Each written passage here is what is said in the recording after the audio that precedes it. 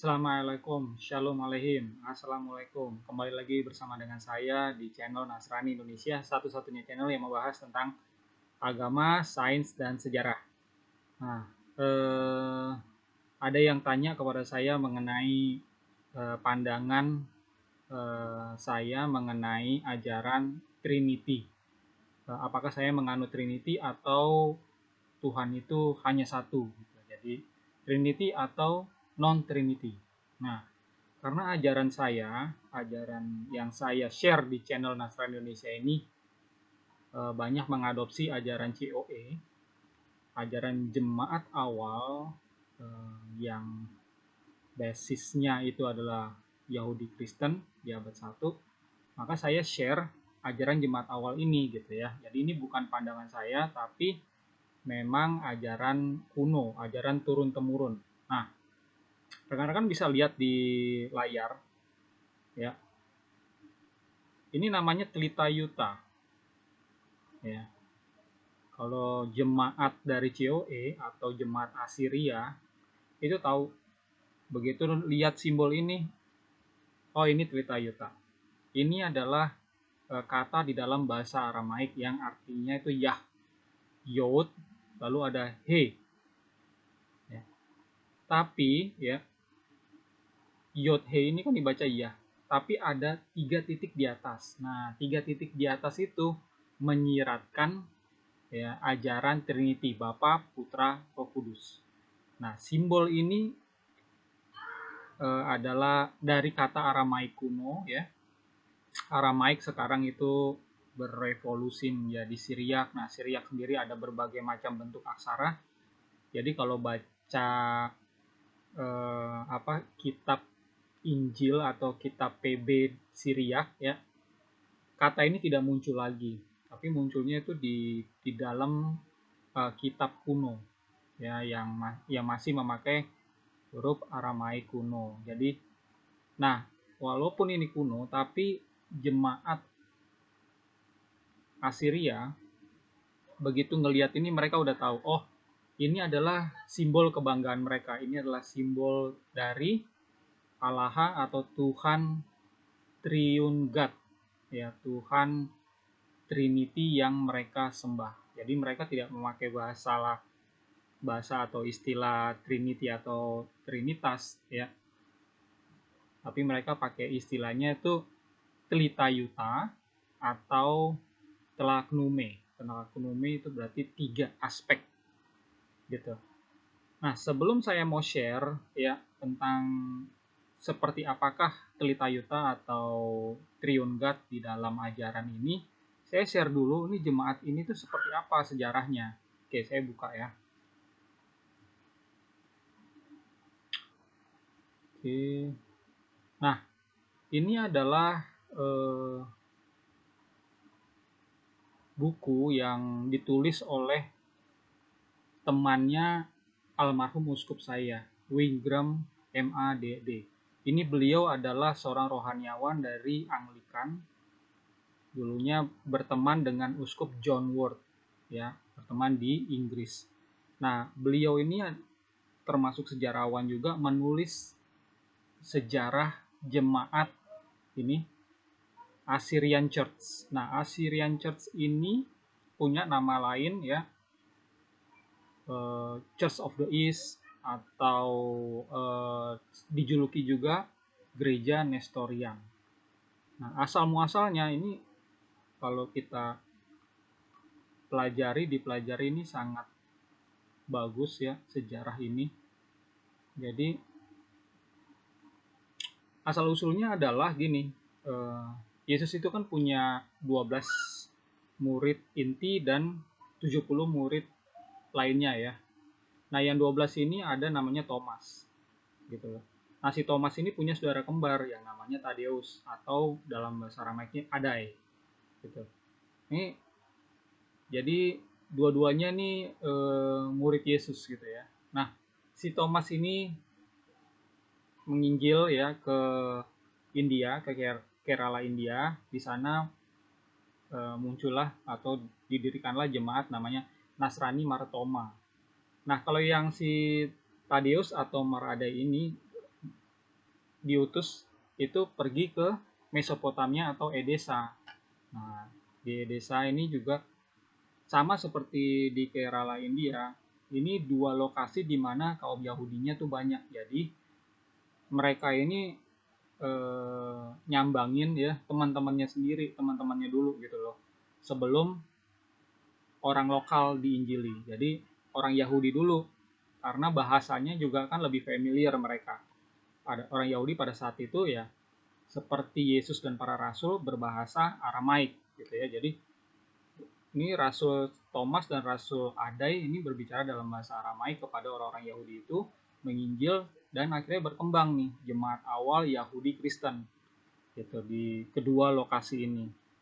Begitu cerita singkatnya. Kalau rekan-rekan mau baca lebih jauh, ini bagus ya, buku sejarah ini, dan bisa di-download secara free. An Introduction to the History of the Assyrian Church gitu ya, karya W.A. Wigram, MADD. Nah, ada lagi website ya yang saya coba rekomen ya. Ketik aja nestorian.org. Ini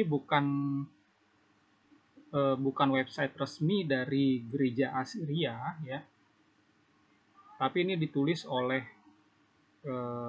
saya pikir jemaatnya yang mengerti seluk-beluk sejarah gerejanya juga. Nah, di sini dituliskan ya, History of the Nestorian Church. Jadi seperti tadi saya bilang, kalau gereja Assyria ini mendapat julukan ini adalah gereja Nestorian gitu. Nah, di sini History of the Nestorian Church, also known as Church of the East, Persian Church, East Syrian Church, Chaldean Syrian Church in India only, Holy Apostolic Catholic Assyrian Church of the East, Assyrian Church of the East. Jadi namanya tuh sangat beragam ya, apalagi sekarang udah berkembang ya kemana-mana. Secara garis besar gereja ini itu punya 3 cabang, yaitu Chaldean, lalu ada Ancient Church of the East, dan Assyrian Church of the East gitu. Nah, di Indonesia belum ada gereja cabang langsung dari gereja ini, belum ada, tapi ya ada satu gereja, yaitu Gereja Nasrani Indonesia ya, yang didirikan oleh Uskup Romo Nicholas Lumbantorowan, yang keuskupannya itu di Australia memiliki beberapa asal-usul tabisan. Nah, ada 3 tabisan, ada dari Syria Ortodok, ada dari Old Catholic, dan yang satunya lagi dari Ancient Church of the East gitu ya. Dari sini gitu, dari gereja. Nah, Uskup Romo Lumban Toruan itu mentabiskan saya, sehingga saya juga belajar dari beliau tentang ajaran ini. Makanya saya share ini ajaran dari jemaat yang tadinya jemaat Tadeus ini gitu loh, di Mesopotamia Edesa gitu ya. Ini sejarahnya gitu. Jadi channel Nasrani Indonesia ini membawa ajaran ya dari sini gitu ya, kebanyakan dari sini itu. Jadi kalau ditanya ajaran Trinity itu bagaimana gitu di dalam kekristenan itu sudah banyak ya, sudah ada ribuan cabang, ribuan aliran. Jadi kita masih cek gitu. Kalau kita mau tanya sama orang ini alirannya mana gitu loh. Jadi gereja kekristenan itu juga terbagi 2 sebenarnya. Kalau dilihat dari asal usul tabisan, ya asal usulnya lah gitu ya. Ada gereja rasuli dan ada gereja non rasuli. Kalau gereja rasuli berarti itu memang ada rantai tabisannya gitu. Ada asal usulnya itu dari para rasul atau dari Yesus sendiri di abad 1. Nah, KOE ini itu ada rantai kepemimpinan keuskupannya dari abad 1 sampai abad 21. Ini saya kasih lihat ya. Ini list Patriarch of the Church of the East. Patriarch itu adalah kepala uskup gitu ya, kepala rohaniawan. Jadi uskup-uskup kalau udah banyak itu dipimpin sama kepala uskup yang paling tinggi, namanya patriark di sini. Kalau di dalam gereja Roma disebut paus. Nah, itu listnya ada di sini ya. Mulai dari abad 1 ya. Mar Agai atau Mar Adai, terus ada Alut of Edessa, ada Abris, Abraham, Yakob, dan lain-lain. Ini semua ada ya. Dari abad 1, abad 2, abad 3, terus ya. Ini udah mulai bercabang-cabang ya. Ya, sampai ke abad sekarang ya. Gitu ya. Jadi sudah ada berapa nih? 101 kepemimpinan dari awal sampai sekarang. Gitu ya. Sekarang juga masih ada pasti nih. Karena di sini tertulis nih 1820 sampai 1869, pasti kan sudah ada penerusnya gitu ya. Karena ini bercabang-cabang seperti tadi saya bilang, jadi setiap cabang tuh ada pemimpinnya lagi. Nah, ya. Jadi ajaran yang saya share adalah ajaran dari sini, jemaat awal COE gitu ya. Jadi seperti saya tulis di sini ya, topiknya Triune God in COE Teaching ya. Jadi Trinity, ajaran Trinity dari jemaat COE gitu ya. Oke, itu aja dalam sejarah, konteks sejarah. Nah, sekarang saya share ya, seperti apa sih ajaran COE tentang Kelitayuta ini, tentang Trinitas ini. Seperti banyak rohaniawan Kristen pasti ngambil ayat-ayatnya ini juga ya.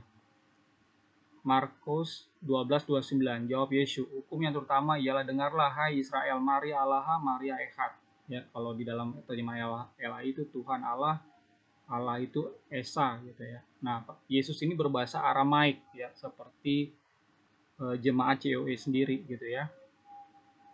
Jadi bilangnya ya, mengucapkannya tuh Maria Allah, Maria Echad. Nah, kata Echad di sini tuh satu, tapi bukan satu tunggal, tapi satu kesatuan gitu. Nah, di Matius 3, 16, 17 ya, di sini jelas ada 3 sosok ya yang berperan pada saat pembaptisan gitu. Saya baca, sesudah dibaptis Yesus segera keluar dari air, dan pada waktu itu juga langit terbuka dan ia melihat roh Allah seperti burung merpati turun ke atasnya. Lalu terdengarlah suara dari sorga yang mengatakan, inilah anakku yang kukasihi, kepadanya lah aku berkenan. Nah, di sini dijelaskan ada 3 sosok ya. Yesus, sang putra yang menjadi manusia ya. Lalu ada sosok roh Allah yang berwujud merpati. Ini sosok kedua. Ya, ini adalah Roh Kudus atau Roh Allah. Sosok ketiga adalah yang berbicara dari langit atau dari sorga. Inilah anakku yang kukasihi. Berarti ini adalah sang Bapa. Ada sang Bapa, ada sang anak, dan ada Roh Kudus. Di sini tercermin jelas kalau ada peran 3 sosok ini. Lalu Yesus sebelum dia naik ke surga, dia mengucapkan satu pesan di Matius atau Matai 29 ayat 19, karena itu pergilah, muridkanlah semua bangsa, baptislah mereka dalam nama Bapa, Anak, Roh Kudus. Nah, 3 lagi gitu ya diucapkan. Ini adalah yang dimaksud dengan Echad. Ya. 1, tapi ada beberapa aspek. Nah, saya jelaskan lagi. Yang namanya jemaat Yahudi Kristen itu tidak mengenal istilah Tuhan 3 pribadi. Ya.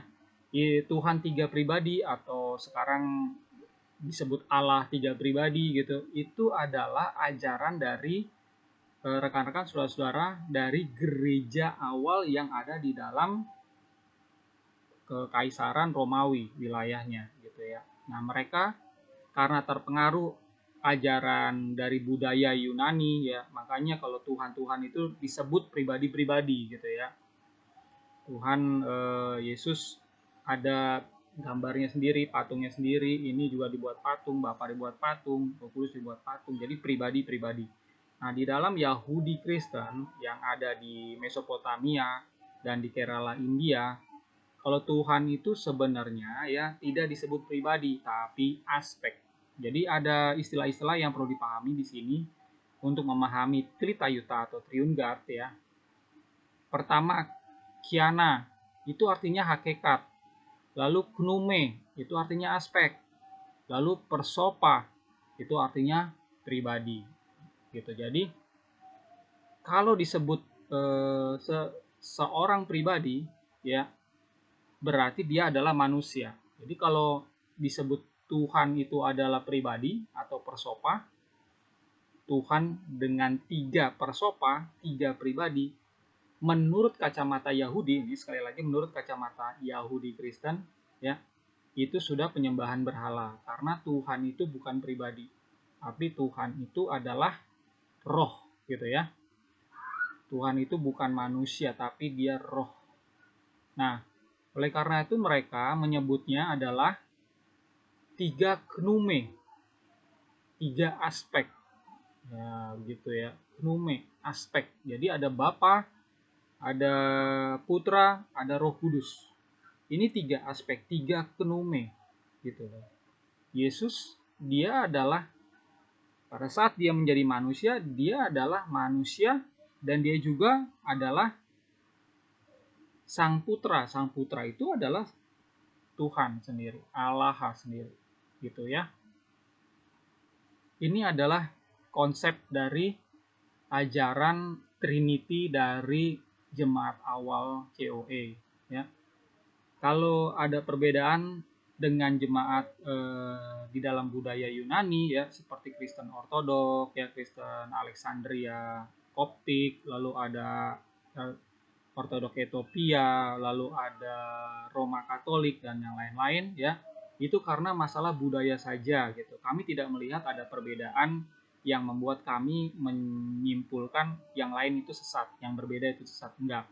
Ya, kalau kami tidak menyebut Tuhan 3 pribadi, itu berarti memang itu bukan ajaran kami gitu. Ajaran kami adalah Allah 3 gnume, Allah 3 aspek, Tuhan 3 aspek atau Tritayuta.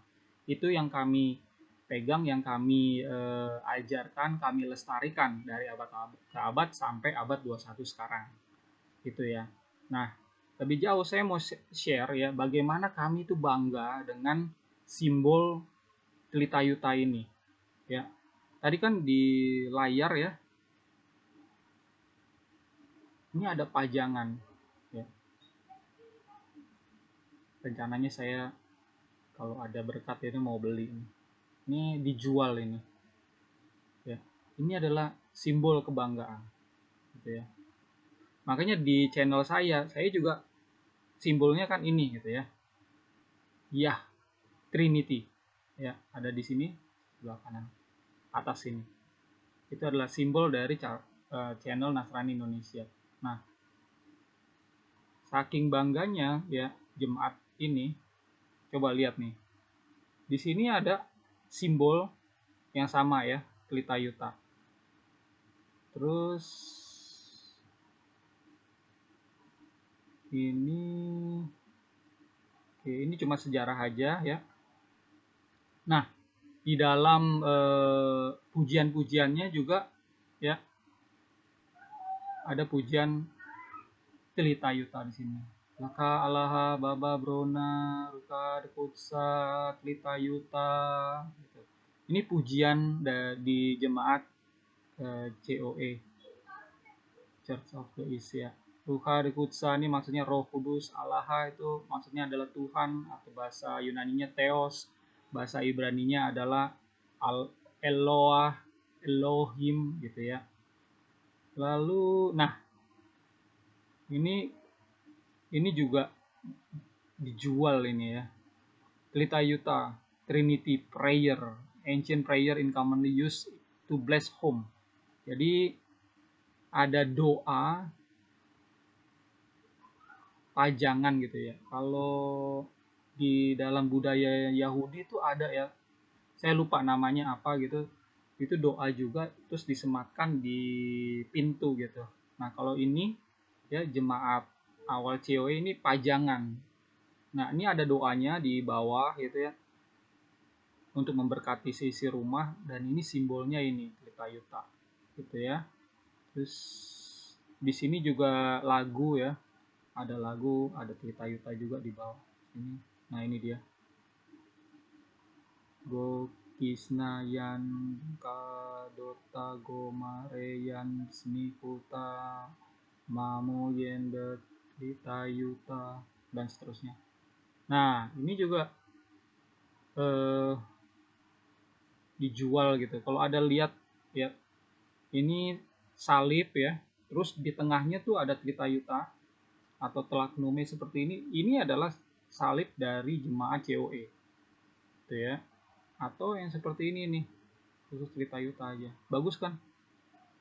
Dengan simbol seperti ini aja itu menyatakan ini adalah jemaat COE, karena nggak ada jemaat lain yang pakai ini gitu. Jadi kalau orang Indonesia pakai ini, dia kemungkinan dia tertarik sama ajaran gereja Assyria gitu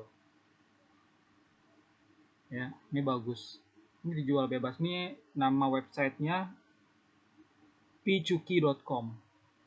Lalu ini juga ya saya dapatkan dari Pinterest ya, dari akunnya Madeleine. Nah, Madeleine sendiri saya yakin adalah jemaat dari COE. Simbolnya aja tuh Tritayuta. Nah, ini ada doa. Ini ada doa apa nih? Prayer when entering the church. Nah, ada tradisi pada saat memasuki gereja gitu ya. Itu ada ucapan, ada doanya khusus. Nah, doanya aja diawali dengan ini Tritayuta. Artinya apa? Pakai tanda salib ya. Sebelum masuk gereja pakai tanda salib. Gitu ya.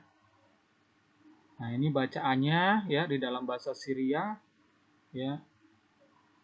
Ini di dalam bahasa Inggris. I'm coming to your house, O Lord, so that I may be kept under its shadow, and like the harbor of peace I may rest in it for all wave of sin and sorrow and trouble of this world. Do not close, O Lord, the doors of your mercies on me, a sinner and a needy. If I do not have another, for I do not have another house of refuge, but only your holy church. Amen. Itu ya. Coba bikin tanda salib lagi, biasanya baru masuk. Nah, pada saat masuk tradisinya adalah ke depan ya, ke depan itu ada air gitu, mangkok isinya air. Itu adalah air suci. Jadi dicelupin lagi tangan, bikin tanda salib, terus sujud gitu ke hadapan altar, baru duduk ke tempat duduk. Gitu ya. Itu adalah tradisi dari jemaat COE pada saat mau ibadah. Ini juga seperti tadi ya, layar ini pajangan gitu. Jadi beginilah tradisi COE tentang ajaran turun-temurun mengenai Tritayuta atau Trinity. Nah, kalau beli di amazon.com ya, ini kan jemaat awal ya yang tidak berbahasa Yunani ya. Kalau dikasih kitab Yunani mereka nggak ngerti, nggak bisa baca gitu kan. Beda sama jemaat yang ada di wilayah Romawi. Jadi dari awal mereka itu sudah menerima kitab suci dari tangan para rasul, yang mereka yakini, yang kami yakini itu dalam bahasa Aramaik. Jadi kitab PB-nya itu Aramaik, PL-nya Aramaik gitu loh. Nah, gabungan PL PB Aramaik itu disebut Pesita. Ya. Kalau Pesita Tanak atau PL itu adalah terjemahan dari PL yang ada di abad 1. Jadi baru diterjemahkan ke Aramaik ya. Itu abad 1, abad 2 itu sudah dipegang sama rohaniawan. Nah, kalau lihat search ya di amazon.com, ketik aja Pesita ya, itu muncul berbagai terjemahan dalam bahasa Inggris. Pesita ini belum ada di dalam bahasa Indonesianya. Saya sedang sedikit demi sedikit menyicil ya. Ini proyek jangka panjang saya untuk menerjemahkan ini ke dalam bahasa Indonesia. Gitu ya. Nah, kalau dilihat ya Pesita ini saking bangganya juga di depannya juga ada Tritayuta, ada telak nume ini ya. Yah, ada Trinity-nya. Berarti emang ini jemaat yang meyakini kalau Tuhan itu 3 aspek. Ya. Ini ada, terus di sini ada, di sini juga ada ya, jelas seperti itu. Ya. Oke, saya pikir ini aja yang bisa saya share ya. Sekali lagi kalau misalnya rekan-rekan ini tertarik untuk lebih jauh mengenal ajaran jemaat awal, bisa bersubscribe ya, langganan di channel ini ya, tekan loncengnya dan like videonya. Jadi kalau ada video-video baru nanti pasti akan ada notifikasi ke saudara-saudara. Dukungan kepada saya cukup dengan subscribe aja gitu ya. Saya tidak meminta dukungan dana gitu. Paling nggak doain saya untuk diberkati terus dan hidup memberkati. Itu aja dari saya. Terima kasih. Tuhan memberkati. Assalamualaikum. Shalom aleihim. Assalamualaikum.